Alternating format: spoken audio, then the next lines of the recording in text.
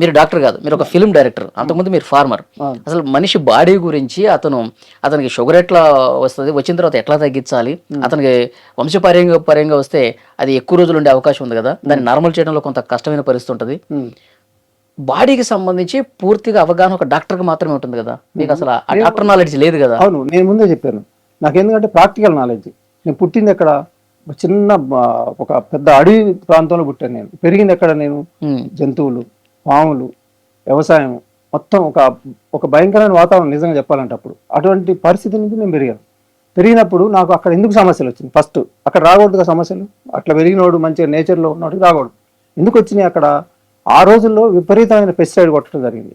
అప్పుడే కొత్తగా కొన్ని మందులు వచ్చినాయి, సింథటిక్ పైరిథ్రాయిడ్స్ అని వచ్చినాయి. అప్పుడు దాకా పురుగు వచ్చేది కాదు, అవి వచ్చినాయి. ఆ లైఫ్ అంతా చూశాను నేను. ఆ పురుగుని చంపడం అనేది ఒకటి ఉండేది అప్పుడు.